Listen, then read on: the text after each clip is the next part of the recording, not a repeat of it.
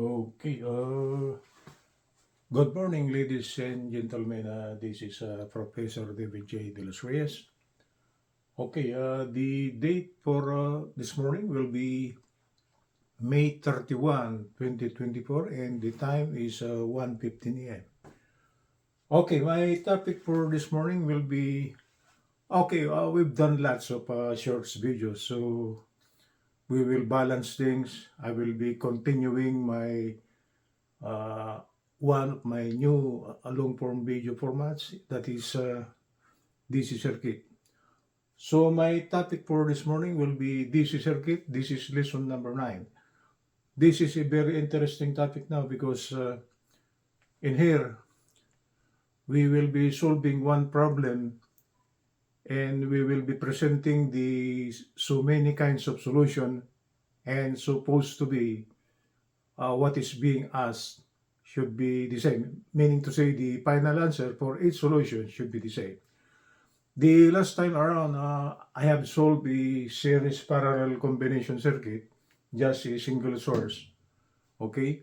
And what is being asked is the current passing through the 3 ohm load.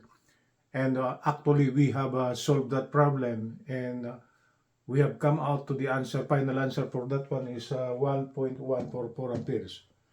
So for this morning, I will be presenting a second solution. Okay, and this is a one of the so-called it's not advanced, but it is the one of the simplest solution. But the last time around, Kirchhoff's current law and voltage law are actually advanced.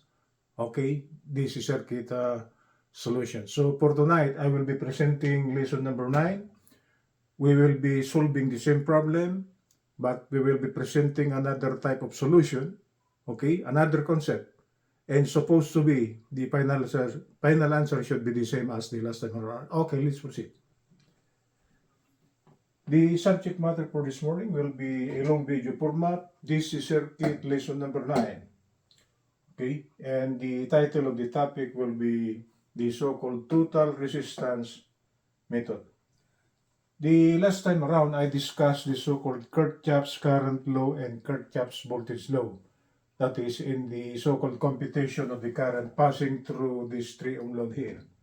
Actually, we formulated three simultaneous equations, and we were able to solve for the unknown passing through the 3 ohm load, and actually the answer is 1.144 amperes. So for this morning, we will be solving this problem by using the so-called total resistance method. Okay. So what is being asked here? We are given the same circuit as the last time around, and what is being asked is the current passing through the 3 ohm load. The current passing here, this one here.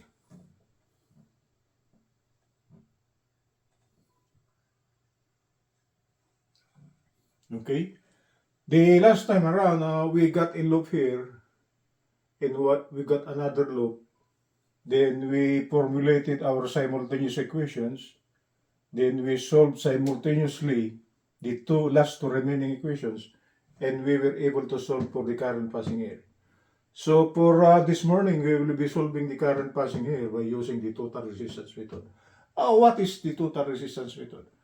Total resistance method is just the method in which our knowledge on the concept of the simplification of a series parallel combination, okay, will be applied to the solution, okay? And later on, we will be solving for the so-called total current. And as soon as we solve for the total current, okay, we could solve for the voltage across this terminal here. And as soon as we solve the voltage across this, by using the equation voltage equal to IR, if we try to compute for current now, current will now be the voltage over R. So our concentration of the solution here is to use our knowledge on the simplification of the series parallel combination to solve for the total current. Okay, and as soon as we solve for the total current, okay, we can compute for the voltage across this terminal now. And if you try to inspect it, the voltage across, actually I changed the marking here. This is terminal A and terminal B. The voltage across terminal A and B, okay, is actually the voltage across the 3 ohm load. So if we know the current passing here, and also in here, okay, if as soon as we compute for I total, okay, we could compute for BAB because we could compute for the voltage across this and the voltage across this. We will subtract that to the 12 volts and that will come out to be BAB. Okay? Oh, that's the simplification of the solution. Okay, let's proceed with the solution. To use the total resistance method, our direction is actually to compute for the total current, right? So to compute for the total current, we must have to take the single equivalent of all of these, meaning the single equivalent of all of these. And to compute for the single equivalent of this, that is actually the total resistance method, we must have to start from the far end. Okay? We will start with these 3 resistances here. This 2 ohm here, 4 ohms, and 6 ohms. We will start at the far end, right? That's the usual thing under the total resistance method. So as we can see it, these 2, 4, and 6 ohms are all in series. And I will represent this one as RE1. So RE1 will be the summation of 2 plus 4 plus 6. Okay? They are in series. Right? So we apply our knowledge on the concept on how to compute for the total resistance method using the series concept. So it will be 2 plus 4 plus 6. So the single equivalent of this one here, it will be 12 ohms. Okay? Next one. The single equivalent of 2, 4, and 6 is actually in parallel with this 3 ohm here. And if we try to take the single equivalent of this whole thing here, okay, I will represent that as RE2. Since they are in parallel, okay, for 2 resistances in parallel, it will be, if we try to take the single equivalent, it will be the product all over the sum. So it will be 12 times 3 over 12 plus 3. And if we try to simplify this one, the single equivalent will be 2.4 ohms. As simple as that one. Meaning to say, the single equivalent of this, okay, is 2.4 ohms. Try to visualize that this thing here is just a single equivalent of 2.4. And if we try to visualize now, this 2.4 is in series with this 1 ohm here, in series with this 5 ohm. Right? So I will represent RE3 now. Actually, RE3 is our R total. Okay? R total is the so-called total resistance method. Right? RE3 will be this one here, plus the single equivalent of the simplification of this, which is 2.4, plus this 5. Okay? The R again in series. This one here, the R in parallel.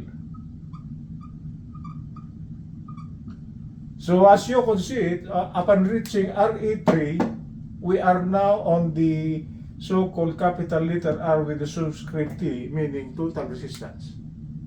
That's why the title of the topic for this morning will be total resistance method. And if we try to take the simplification, it will be 8.4 ohms. So it seems we are now given a series circuit,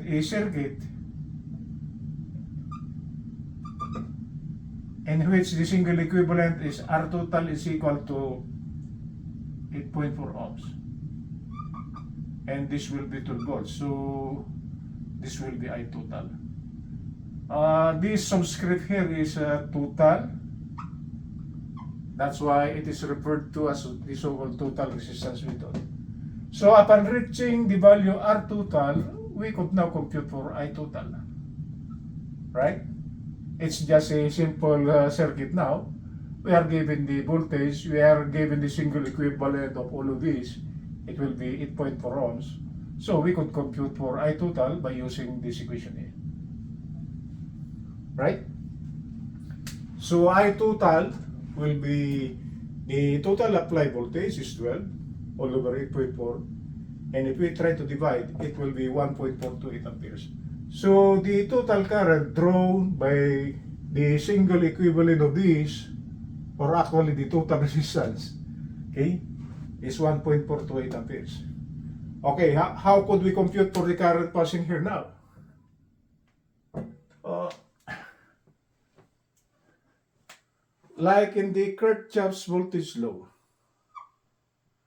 if we try to take the summation of voltages here, okay, plus 12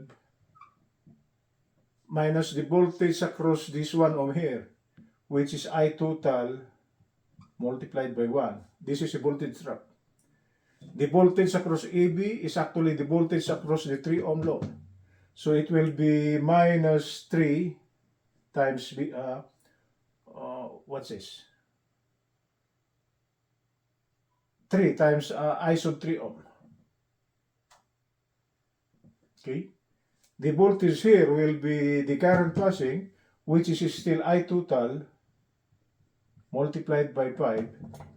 So it seems we go back to the so-called Kirchhoff's voltage law, right? But actually, the solution started from the R total, right? And this should be equal to 0. So if we try to take the simplification of this, okay, it will be this one here.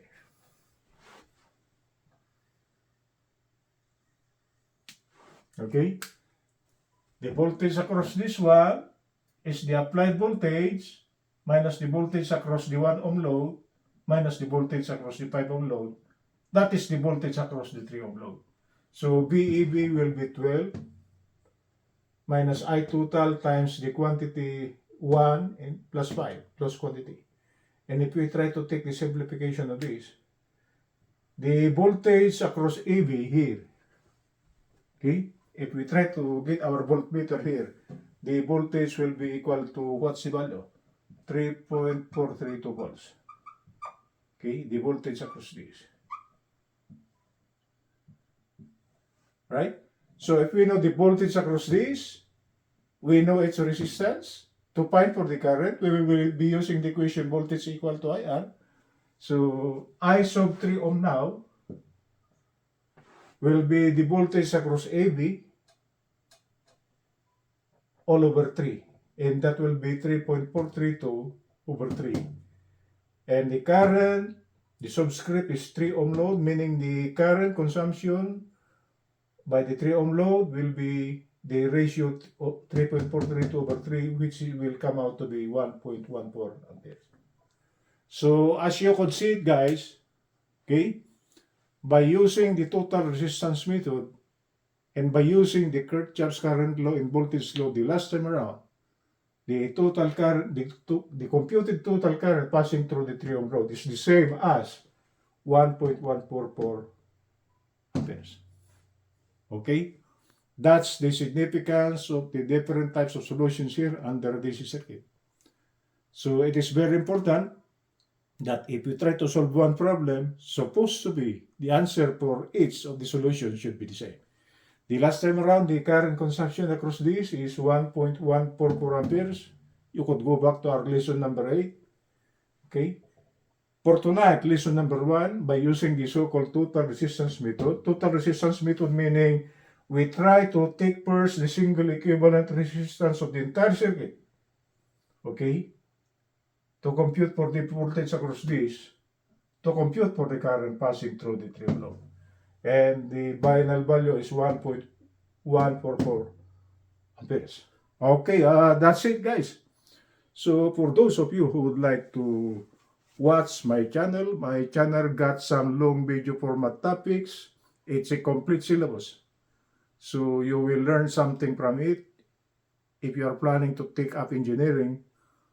okay, or just what you call this refresher and what you have known if you are already an engineer or something else. Okay, good morning from Los Angeles.